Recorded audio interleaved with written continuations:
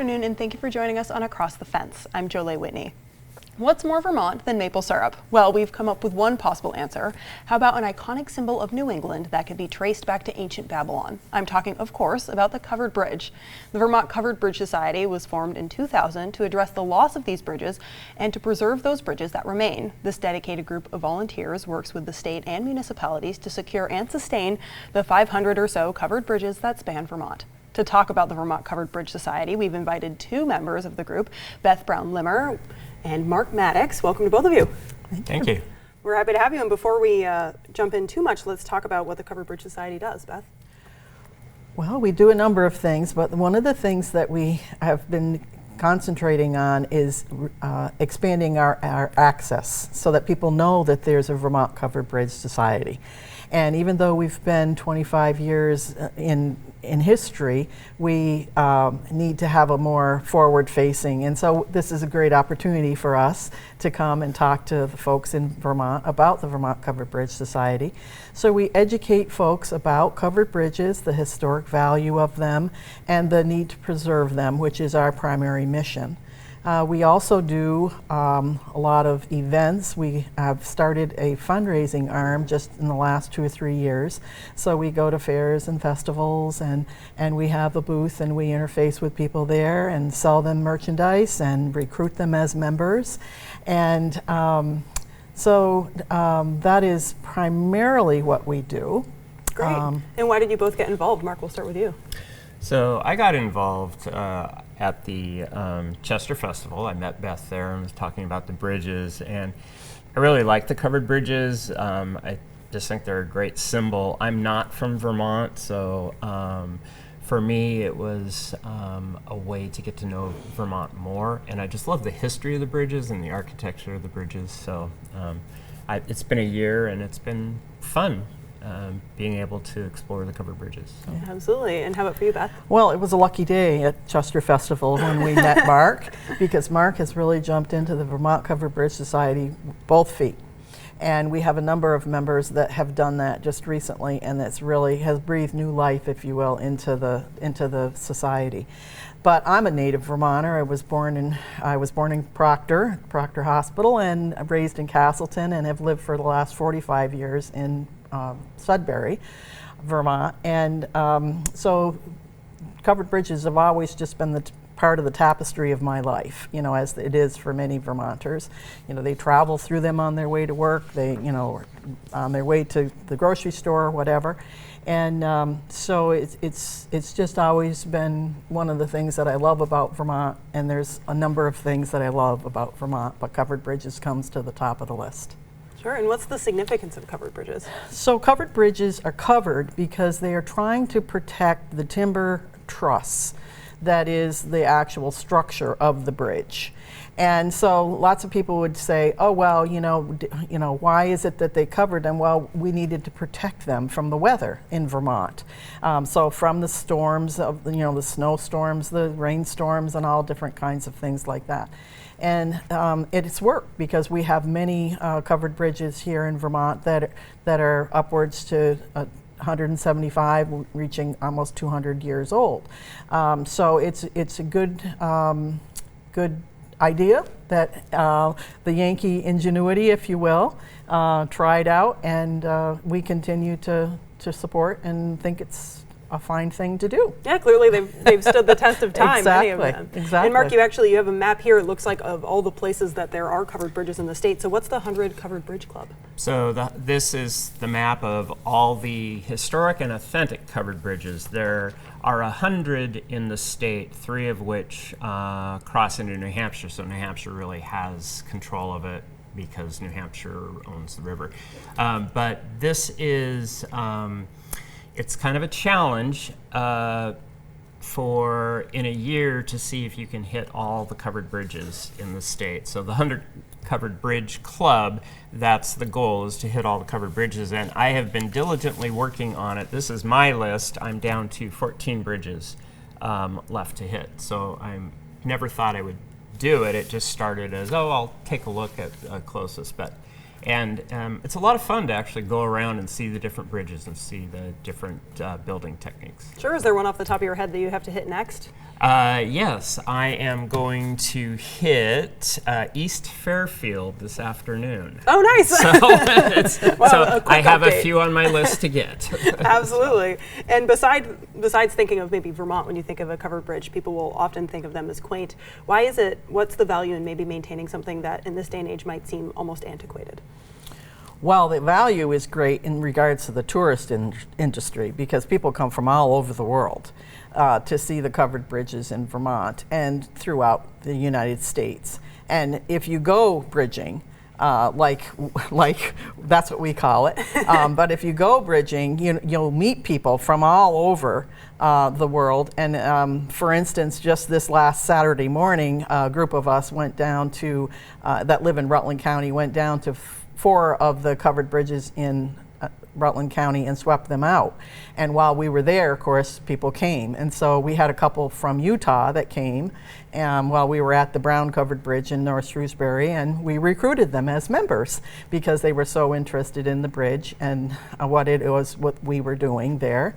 And so it has a great value, not only for people that live here to quality of life, but for tourists and to draw tourists to Vermont.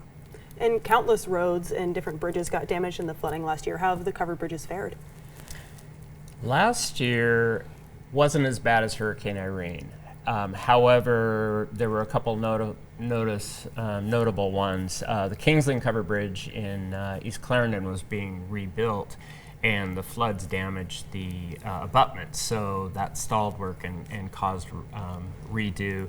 There was a bridge in my town, the World Covered Bridge, where the flooding washed away the scree and the stabilization was in question, as well as some of the boarding. But I don't believe the last flooding actually destroyed any bridges. I was in East Montpelier last weekend looking at the Groton Covered Bridge, and they actually had it marked, the water line where a flood had come up inside the bridge. It was halfway up, and the bridge still held. So that was really a surprise and a good thing. Right. So. Wow, and you touched on Tropical Storm Irene back in the day. Was there a lot of damage from that?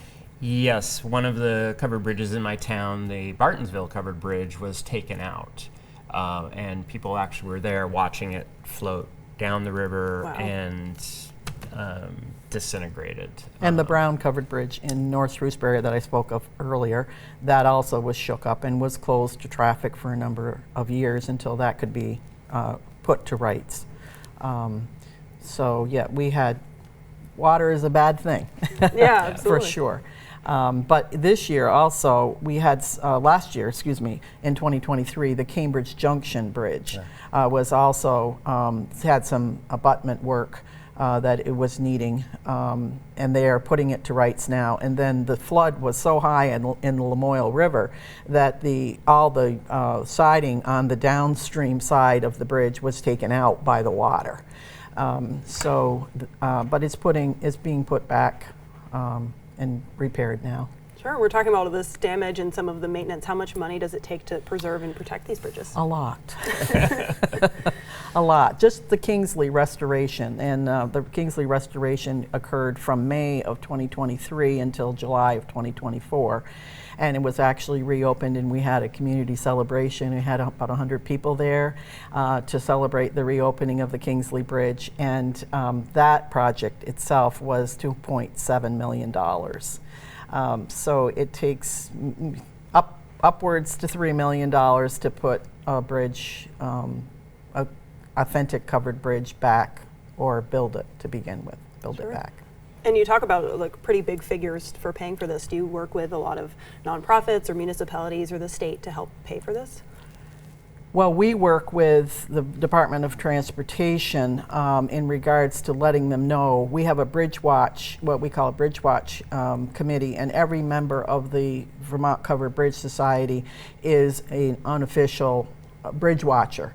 So when you go to a bridge, if you see that there's something that's not right, then you report it to the chairperson of the Bridge Watch committee, and then he contacts the Department of Transportation. So we have a collaborative relationship with DOT for sure, AOT. And we also have a Save the Bridge fund where we do provide small funds to help, like in Linden, the schoolhouse bridge up there, we've offered to help them do some kind of basic repairs on their bridge. Sure, but it sounds like if you're a member and you're always on the lookout for a Yes. bridge gone awry. Absolutely, Correct. absolutely. Yeah. And speaking of Linden, actually, that's the site of a bridge that's maybe the frequent target of cars that maybe, or trucks, I should say, that weren't designed to go through it.